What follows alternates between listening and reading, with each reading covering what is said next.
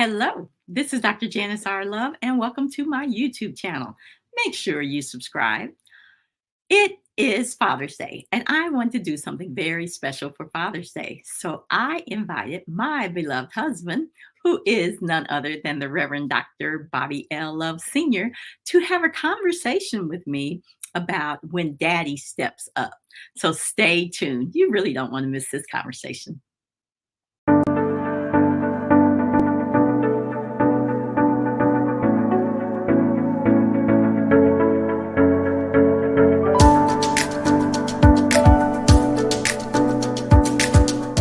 Tonight, we are going to be talking about when daddy steps up. All right, so we have a very special guest tonight that is going to be joining us live.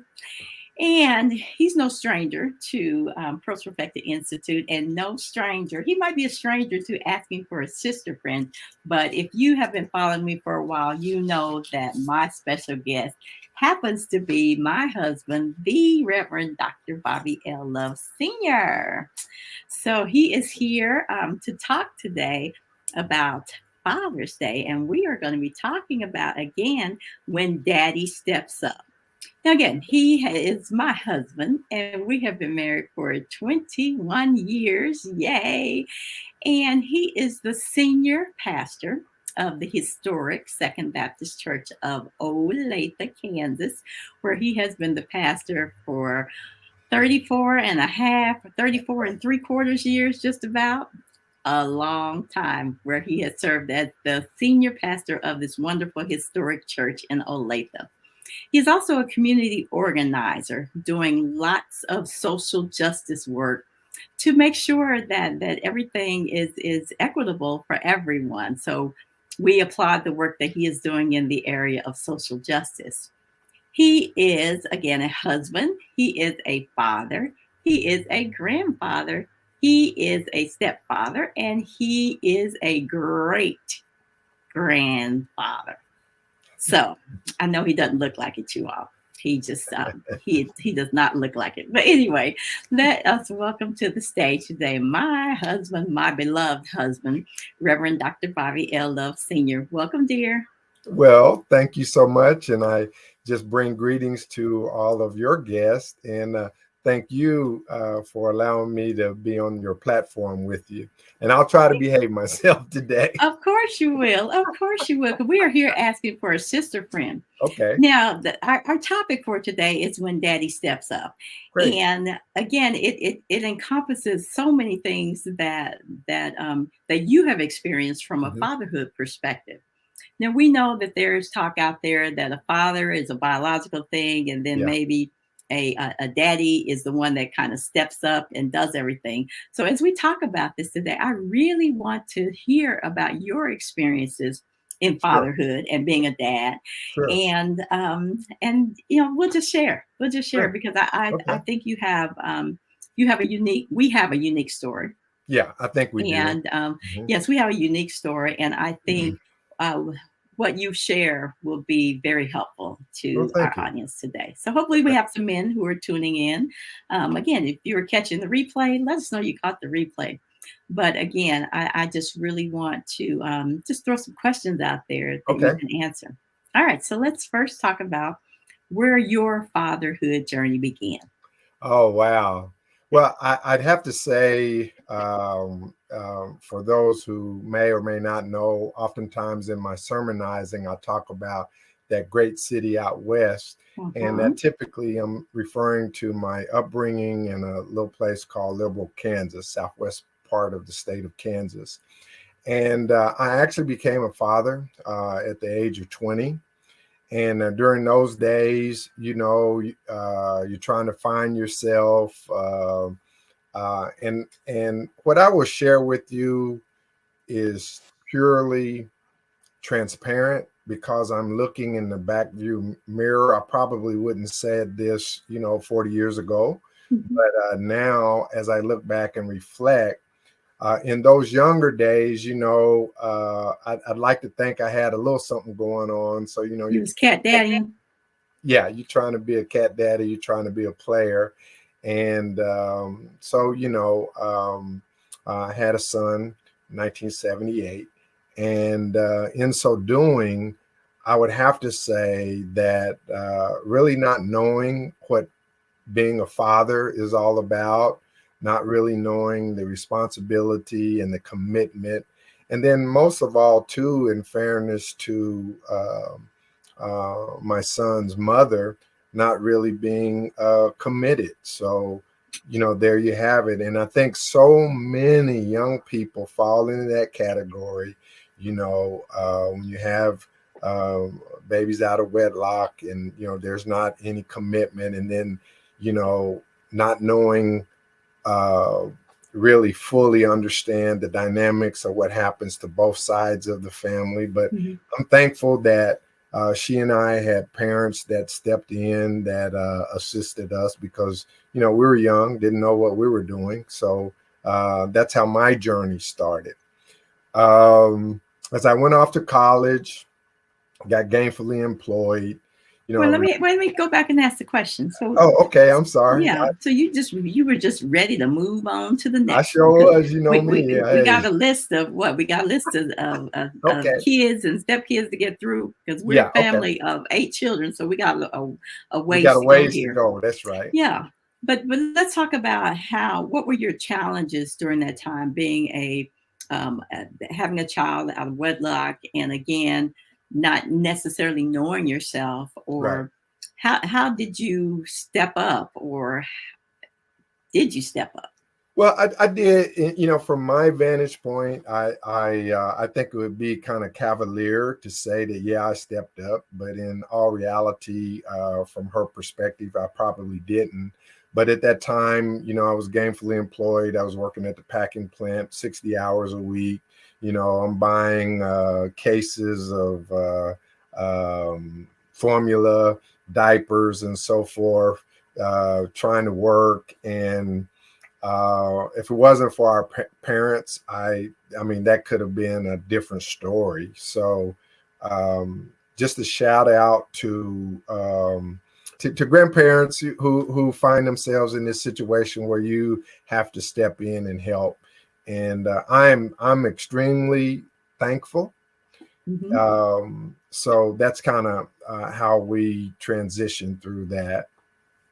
Okay. And our relationship wasn't always on the amenable Hmm. restaurant, relationships, because unfortunately, when things like that happen, the mother is pregnant, Hmm. she's kind of on lockdown, and daddy's usually out there, you cat Hmm. daddying around and everything. So, it creates a volatile situation. Yeah, it does. It does. Okay, so you went on to school, Yes. Mhm. and eventually you got married, right? Eventually I got married, and started a family during my married life. And in the process of that, and here again, when I look back, I'm very thankful for my oldest child's mother, because she actually, and I'm very thankful for this, she actually allowed me and my wife to raise um, that Your child. oldest son. Hmm. Right. So Okay. I think that was a testament to her, because she kind of defied her parents Hmm. and sided with my parents and myself. And to this day, I'm very grateful Hmm. for that. So that's one way. Once he got to a certain age, how old was it when you Uh, actually? when he came to Olathe, we enrolled him in the third grade. So I raised him from third grade all the way through his high school graduation. So it's a question: Was what did you sign his birth certificate? At the time, during those days, I don't think that was something that we had to do. But um, when she wanted me to raise him per se, I did go through the paternity test to go through all of that deal and go through a name change, because he did not carry my last name. So I was Okay. very grateful that she thought enough of my family to do that. Okay. All right. So now your family is growing. Yep. So let's talk about all the children as they Yeah. came along. Yeah. So you started out with the so So before the yep. oldest came to live with you, how Uh-huh. many were already born? Two. Okay. Hmm. Okay. So what was that transition like?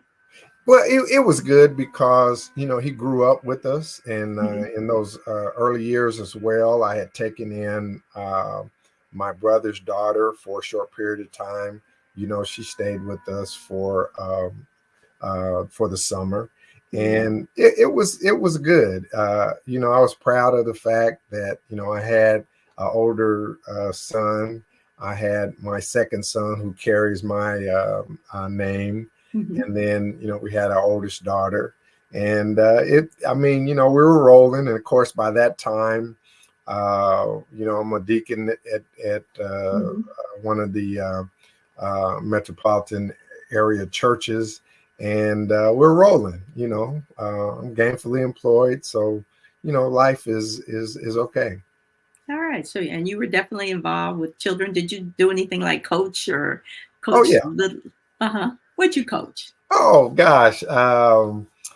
Uh, as the kids got a little bit older, I was one of the first coaches for. We were instrumental in getting the YMCA in the Olathe area, because Hmm.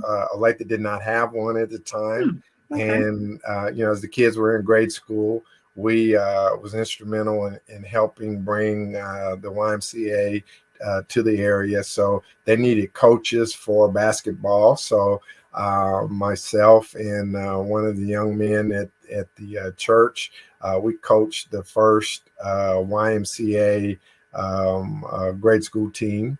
I did that for a couple years. We also, at one of the local elementaries, was instrumental in starting the Tiger Cubs Hmm. at the Okay. Washington Elementary. So we have been instrumental in that. So Okay. So you were involved. You were definitely involved in your oh, children's lives. oh, absolutely, absolutely, and I even helped coach the girls team. When Uh, by the time Jackie came along and uh-huh. got to grade school, she was with a Salvation Army team and everything. So yeah, I was hands on. Okay. So how did it change when you became a pastor? How did Well, all that change? Was it more of a challenge for you to participate in activities with children? How did that change when you became a pastor? well, not so well. Yes and no, because by the time I got married and everything, I was a deacon, Hmm. ordained as a deacon. So during that marriage, and then when I got into the ministry, though, because the office of deacon and the office of a preacher are parallel, I. Hmm. As I look back, I think I was real hands on and more of a drill sergeant. Mm, Uh, okay. mhm. Oh no, elaborate on that a little bit. Well, I think because you're in the ministry, Hmm. you want to quote unquote, you raise your children to be little soldiers because you want them Mm, to be respectful. You're trying to create and again, this is looking back. hmm. You try to create the quote unquote perfect family, the Mm, model wife, hmm. husband and wife, the model mother and father, and the model little soldierettes and soldiers. So and you felt that way mainly because you were a pastor or in leadership in the church. Yes. Hmm. Because the Mm-hmm. scripture says that you need to have your own household Mm-hmm. in control and everything. And boy, So you did think you took it a little too far? I. Hindsight, yes. Mm-hmm. Because what, and I often share this with young pastors who Mm-hmm. starting out, because I was the youngest pastor that this historic church had ever called. Okay. So there was a lot of pressure I felt to be that perfect example. Mm-hmm. And what you end up doing as you're rising your stock up in the ministry, what tends to happen is you're trying to be all things to all people, set the example, and you're Mm-hmm. running a tight ship, that inadvertently there's an undercurrent that you're creating that will manifest itself later in life. Okay, so you get through that. Hmm. Children are growing up, and Yeah. then you experience challenges in the marriage Yes. that lead to divorce. Yes. And so, how was parenting following a divorce? Oh, it was horrible, because and first let me say this, in all transparency, and again, I have the benefit of looking back and Hmm. have done much reflection. What parents don't often understand, I believe, Dr. Janice, is that um, our children become collateral damage Hmm. Hmm. because we as adults make decisions that they have no control over.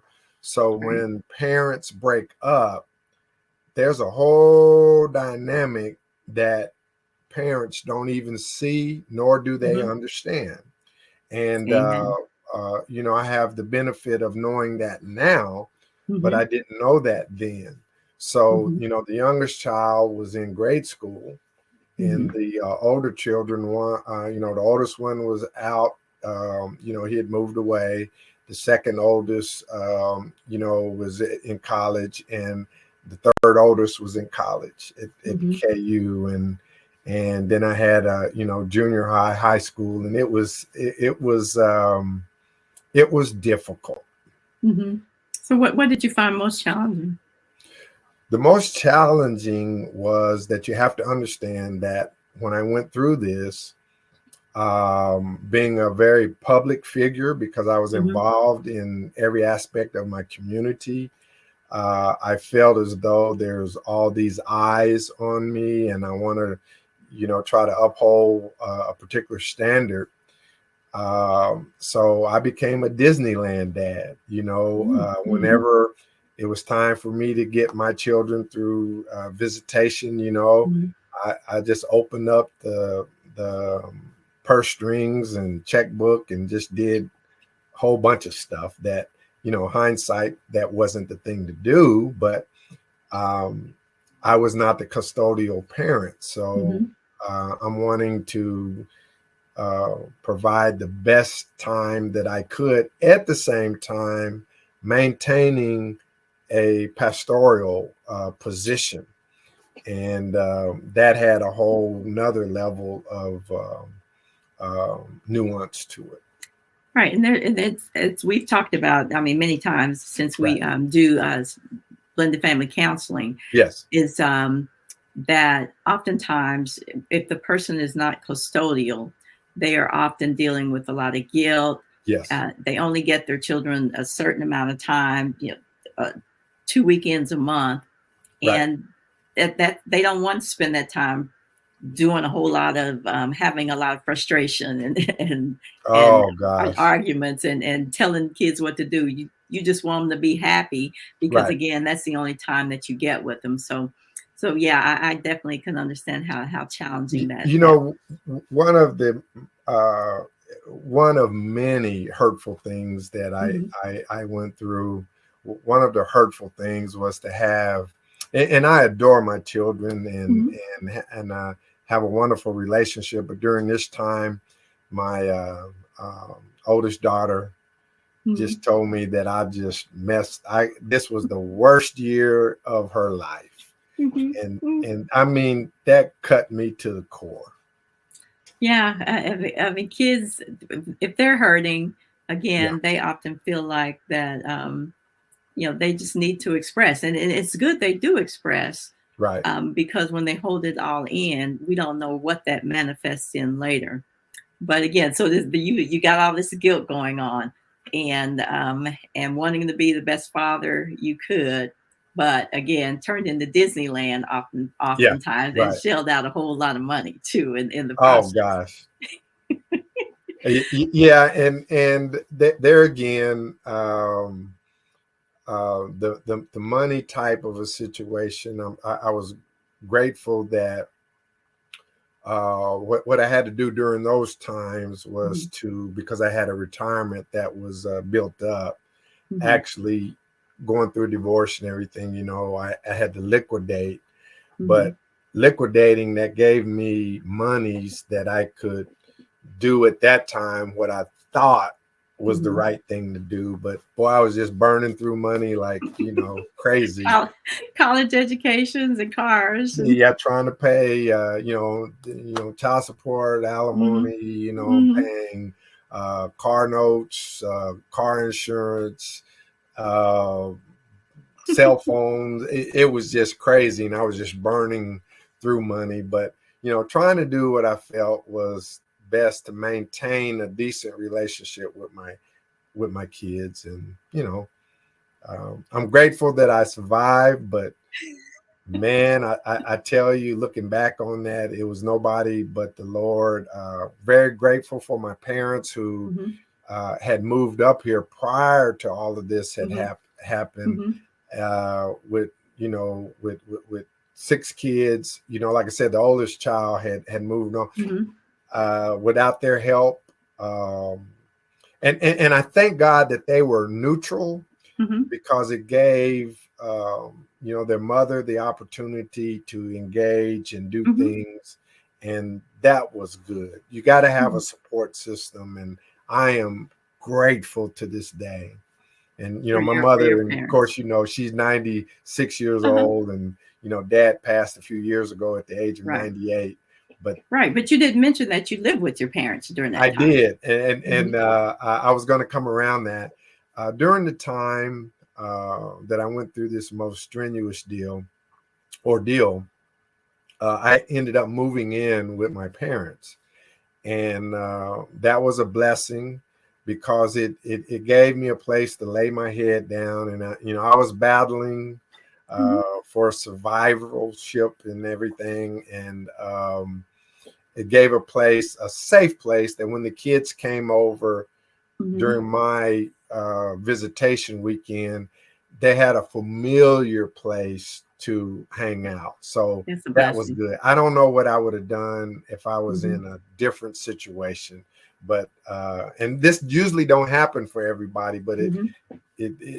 I'm grateful that they were there for me. And during this time, you were also a grandfather because your Yes, oldest son had had a child at that point. yes. How did you feel about? Did you see history kind of repeating itself? What did you see, or what did you perceive at that time when once you became a grandfather, or found out you were going to become a grandfather?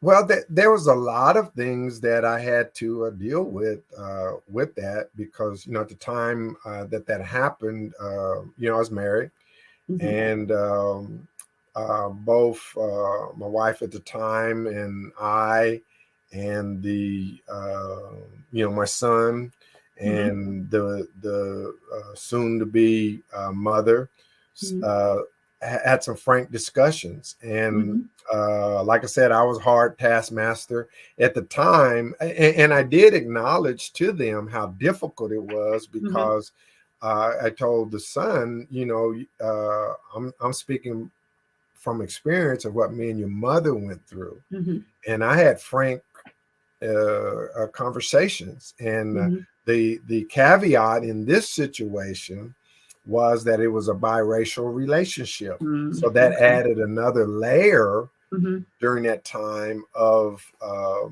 strain. Hmm. Okay. So let's fast forward. Okay. Fast forward to you taking on a new wife Yes. and becoming a stepfather. Yes. Let's talk a little bit about that transition. All right. Where you want to start it? I don't even know. I know it was so complex. I will start here, and there again, my father was so instrumental during this time. Um, of course, the nuance on this here I was going through divorce, got through the divorce, and here I am, a divorced pastor, fighting Mhm. for the life of his church. Then I've got um, um, 6 kids. I'm paying all of this and everything. And Dad and I would sit down, and he gave me great counsel. But Mhm. then all of a sudden, here comes yourself. Mhm. I'm talking to my dad about the likelihood of starting dating and so forth. And he gave me some good advice, and I took heed to that. So Mhm. fast forward, as you and I started dating, of course, that created a reverberation Mhm. through the church, through all circles. I Mhm. mean, uh, you want to talk about an attack? I mean, Right. oh my God! Yeah, Of course, we're gonna have to speed through to all of that, and let's talk yeah. about it from a fatherhood perspective. Okay, okay. Well, very good. Well, once I became a stepfather, Mhm. um, I made some mistakes. I made mistakes with my kids because I read them the Riot Act, Mhm. and you have to understand. My background is I'm from a very patriarchal Mhm. family. I have no sisters. Mhm. I have 5 brothers, and I got plus. A new brother. Yeah, I got a new brother as well. So I've got 2 in there. So um, based upon my upbringing, a father rules the roost, and Mhm. like I said, I was heavy handed, and what I say goes. Mhm. And I read the Riot Act to my kids as to um, basically, again, this is all transparent, and I'm looking back. Mhm. Talk about bonehead decisions. These were comments that I made to my kids. Y'all will respect her. You're gonna call her such and such, and basically, I Mhm. don't want no talking back and all that. Right. Again, Exactly. reading the Riot Act to them, and I should not have done that, but I didn't know at the time. Mhm. There is no model for this. Right. Right. So hey, So, just the whole process of so your relationship with your new stepchildren, how did that evolve? I think over time it went well Mhm. because you got to understand. Here I am. They have a wonderful father. And matter Mhm. of fact, I know their father, and Mhm. he and I operate in some of the same circles. So I knew early on that I was not trying to take their father's place, Mhm. but at the same token, I wanted to be a support. Okay. So as it transpired, I think we have a wonderful relationship right now. And I would tell any stepfather, don't read the Riot Act, and let the relationship with your stepchildren, let it develop over time. Mhm. Because the problem that you're going to deal with, do I get close to my stepchildren at the demise of my biological children? You're going through this comparative analysis. What will my biological children think? Am I being Mhm. too supportive of the stepchildren? So Mhm. there's a whole host of dynamics that you will go through as a stepfather. All right. So how did you what was it a challenge for you? So you were getting your children every 2 weeks for Yes. but you did step up and start picking up them from school, the younger ones Yes. from school every Right. day, so you could actually get that time with them every day. Exactly. And so, how was that with raising your bonus children, stepchildren in the household where you are, and only getting to get your children on weekends? How was that? How did that? How did you handle that? And Oh, was it a challenge? yeah, I handled it the best way that I could. And as each as each week went by, you get a rhythm. Hmm. And once you get into that rhythm, and the dust clears, you can start developing strategies that can conceivably work. Okay. So it was a blessing for me to pick up my children because that gave me time with them Mhm. on a daily basis. And that really was a help. So I say to you, as step parents and biological fathers, any time that you can spend with your children, great or small, is an opportunity just to be there. And Mhm. that means so much. So everybody's grown now Hmm. and on their own. Yeah, Hallelujah. So if you were to give some advice to sure. a brand new family, Hmm. whether it's a blended family or a brand new family, what advice would you give from a fathering perspective? If you are, if you're a biological father and a stepfather, but you have to understand, let your let things kind of work organically. Don't try to force anything, and then deal with your emotions with your biological children. Deal with your emotions of developing true relationship with your stepchildren.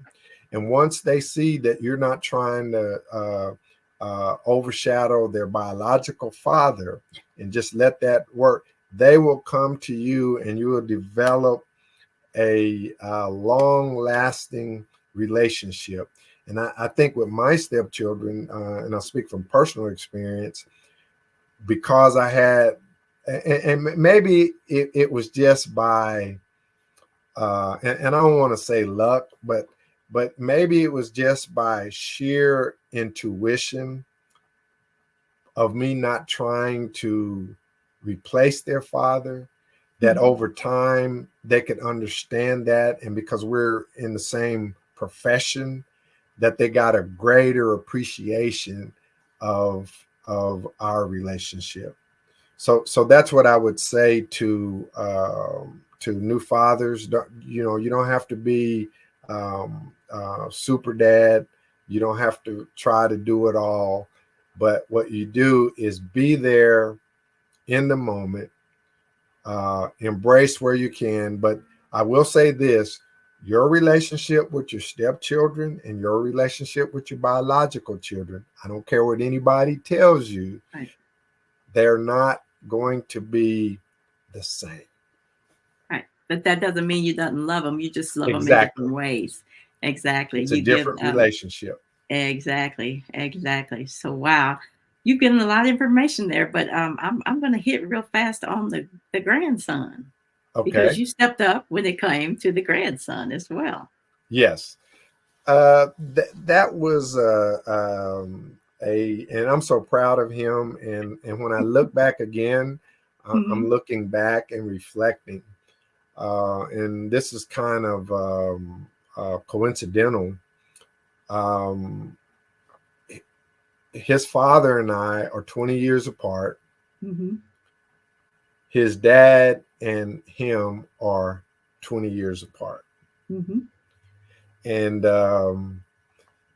as you indicated, I'm a great grandfather. I got Hmm. two gorgeous granddaughters, great granddaughters, excuse me. Hmm. And stepping up in the plate in his life has not always been easy. Hmm. Uh, and that's because of the relationship that his mother and his dad had, Hmm. that strained the relationship that I had with his mother.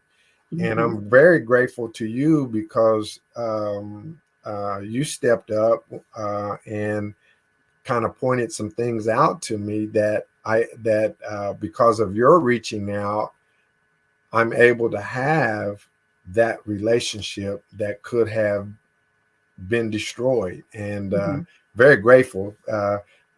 So he is uh, turned out to be a great young man. So I'm Yeah, very and he's a proud. great father too. He Yes. is a Oh great gosh, father.